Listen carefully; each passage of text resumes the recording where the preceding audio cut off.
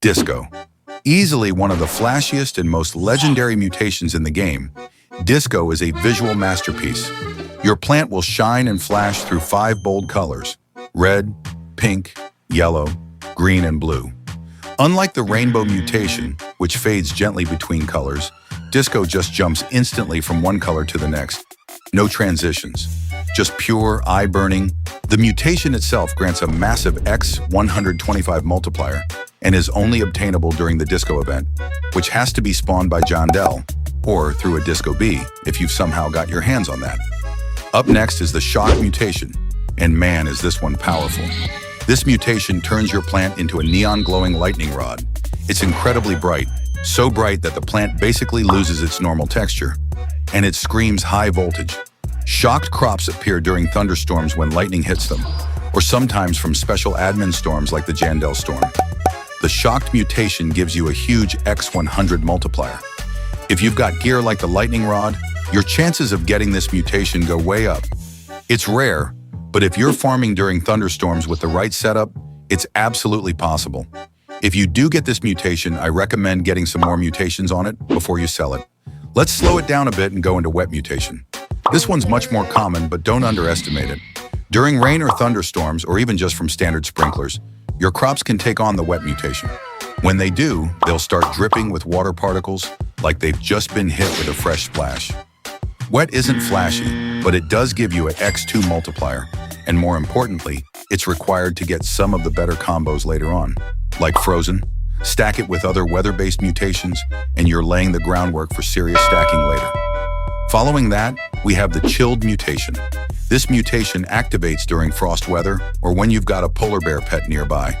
Chilled plants take on a slightly bluish tint and have soft frost particles floating around them. Very wintry, very cool. It gives the same X2 multiplier as Wet, but again, its real power comes in combinations. Getting both Wet and Chilled at the same time is the secret to unlocking one of the most satisfying transformations in the game. Frozen, which brings us to the Frozen mutation. This is where your efforts combining Wet and Chilled really pay off. If you get both at the same time, or use the polar bear, your plant becomes literally encased in a block of shimmering ice. Frozen doesn't just look amazing, it delivers a serious punch with a X10 multiplier. And since Wet and Chilled are pretty common, you've got a real shot at getting this one with some effort and timing. Definitely one of the easier high-tier mutations to aim for. Next up is the Chocolate mutation, often shortened to Choc. Back during the Easter event of 2025, players could place a chocolate sprinkler to give their crops this sweet twist. Choc turns your plant a delicious brown, matching the color of, you guessed it, chocolate. There was also a rare admin-only Chocolate Rain, which could also apply the mutation. Choc isn't a heavy hitter, it gives a X2 multiplier, but it's a flex now because the sprinkler is unobtainable. If you see someone with Choc crops today, they either saved their event gear or were in the right server at the right time. Not powerful on its own, but great in stacks. Now let's buzz over to the Pollinated mutation. This one's triggered during a bee swarm or with specific bee pets. Bee, honeybee, petal bee, and queen bee all work. When a crop is pollinated, it shines yellow and emits soft, gas-like yellow particles. It's super clean looking and very satisfying to spot in your garden. Pollinated gives a X3 multiplier and is decently accessible if you've got the right pets. It's a solid addition to your mutation collection and works great for stacking when paired with things like gold or rainbow. Celestial mutation is one of the most powerful and visually striking mutations in the entire game. It grants an impressive X120 multiplier and is only available during the Meteor Shower event. When the Meteor event is active, certain crops have a small chance to be struck and turn celestial. To increase your odds, players often rely on the Star Collar, which was purchasable from the Blood Moon shop during past event rotations. Plants with this mutation have a slightly discolored appearance and sparkle with yellow and purple particles, creating a galactic visual effect that stands out in any garden. Celestial isn't easy to get, but it's one of the most rewarding in terms of stacking. Pairing Celestial with Rainbow or Golden creates some of the most effective multiplier combinations possible in active gameplay. Since the Meteor Shower is such a rare event, and the odds of transformation are still quite low even with gear, Celestial remains one of the most exclusive weather-based mutations in the game. Next up is the Zombified mutation, Originally introduced during the Chicken Jockey update, Zombified was once obtainable by having crops come in contact with the chicken zombie. Currently, this mutation is not accessible through normal means, as the event has been retired and the chicken zombie no longer appears in standard gameplay. When active, Zombified gives crops a dark and eerie transformation. The plant is surrounded by a green fog and drips green liquid, giving it a corrupted, toxic look. Zombified has an X25 multiplier, putting it on the higher end of event-based mutations. While it doesn't multiply like Rainbow or Golden, it adds a strong flat bonus to any build and is particularly valuable in stacking scenarios where other mutations like Frozen, Chocolate, or Pollinated are also present.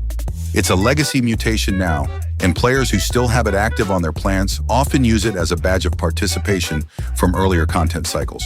Moving on to Void Touched, one of the highest tier mutations ever added to the game. Void Touch crops boast a staggering X135 multiplier and can only be acquired during the admin-triggered Black Hole event. This mutation is purely event-based and cannot be obtained through standard weather, pets, or gear. Because of this, it's considered one of the rarest in the entire mutation roster. Visually, Void Touch crops are encased in swirling purple particles that resemble miniature black holes. The look is somewhat similar to Moonlit, but with a darker, more intense energy effect. From a stacking perspective, Void Touch can push multipliers into record-breaking territory when used with Rainbow or Golden. For instance, Rainbow plus Void Touch equals 50 times 135 equals 6,750x. With Golden added, the formula becomes 20x, 50 plus 135 equals 3,700x. However, because this event is so rare and controlled only by admins, most players will never encounter it outside of special server events or showcases. Let's now revisit the Rainbow mutation in more detail. Rainbow provides a X50 multiplier and is highly regarded for both its visual effect and its stacking potential. The base chance for a plant to become Rainbow is just 0.1%, making it one of the rarest naturally occurring mutations in the game. That chance can be slightly increased by planting rainbow seeds or by using the butterfly pet on a crop that already has 5 or more existing mutations. Crops affected by rainbow smoothly fade between different colors: red, orange, yellow, green, blue, and purple, emitting yellow particles and displaying a floating rainbow arc overhead. The key detail that makes rainbow so powerful is that it stacks using multiplication. When combined with another multiplicative mutation like Disco or Golden, the results scale exponentially. Because of its stacking behavior, Rainbow is often used as a core component in advanced stacking strategies where high-level gear and multiple conditions are optimized to trigger rare overlaps. Now let's take a closer look at the Golden mutation. With a solid X20 multiplier, Golden is one of the most reliable stacking tools available. Unlike other rare mutations, Golden has a 1% chance to occur naturally, but that chance increases significantly when using the Dragonfly pet. Golden plants appear metallic and polished, emitting a soft golden shine that sets them apart visually from other crops. Golden is notable because, like Rainbow, it uses multiplication instead of addition when used in stacks. This makes it a foundation for many high multiplier combinations. This behavior enables Golden to elevate any stack it's part of, even when paired with mid-tier mutations like Frozen, Pollinated, or Chocolate. Since it's relatively easier to obtain compared to Dawnbound. Dawnbound is one of the highest multipliers ever introduced in Grow a Garden, clocking in at an extremely strong X150. This mutation can only be obtained during the Sun God event, which is a very rare occurrence and can be either spawned naturally with very low probability or manually triggered by an admin. When active, plants affected by Dawnbound will glow with a bright neon yellow light, making them easy to spot even at a distance. Originally, the mutation had a neon white color scheme, but after the first time the event was used, Jandel made a visual adjustment to shift it to yellow for clarity. Because this event is so rare and the mutation can't be triggered with pets or gear, Dawnbound is typically only seen during showcase events or in content shared by developers. It's one of the most powerful and exclusive mutations in the game, but it doesn't rely on any stacking support. It simply provides a high raw multiplier when it appears. Next up is Plasma. This mutation has a multiplier of X5 and is only available during the Laserstorm event, which must be manually activated by a game admin. Unlike many other mutations, Plasma is not tied to natural weather patterns or seasonal cycles. When active, Plants affected by this mutation will glow with a static pinkish-purple tone and occasionally flash with red light, creating a high-energy visual style that fits well with futuristic or high-tech garden layouts. Due to its rarity and reliance on admin activation, plasma isn't typically used in most day-to-day stacking strategies. It also cannot be triggered with pets or gear, which limits its general accessibility. Now let's take a look at honey glazed. This mutation offers a X5 multiplier and is more accessible than the others we've just mentioned. It can be triggered either by placing a honey sprinkler or by using the bear bee pet, both of which are easier to obtain through standard event participation or pet rolls. Visually, honey glazed plants appear to be dripping with golden yellow liquid and are surrounded by a soft yellow fog. It's not the most powerful in terms of raw value, but it provides good utility. The key advantage of honey glazed is how consistent and repeatable it can be if you've got the right setup. If you're building a garden that uses pet-based stacking strategies, honey glazed offers dependable support in visual variety, especially when paired with pollinated or golden mutations. Next is burnt.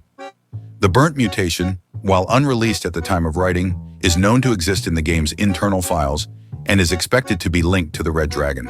When triggered, crops affected by burnt will turn completely black, giving them a charred appearance unlike anything else currently in the game.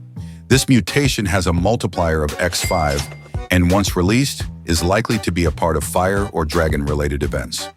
Right now, it cannot be triggered in normal gameplay, nor is there any pet or gear interaction that influences its behavior. However, based on its visual design and rarity, burnt is expected to become a cosmetic favorite for players who enjoy dark, theme-specific gardens or want a contrast against brighter mutations like golden or rainbow. Do you want to win some candy blossoms to yourself? If this video hits 1,000 likes, I'll do more of these videos, and I'll give away candy blossoms to my subscribers to make sure to subscribe. Peace.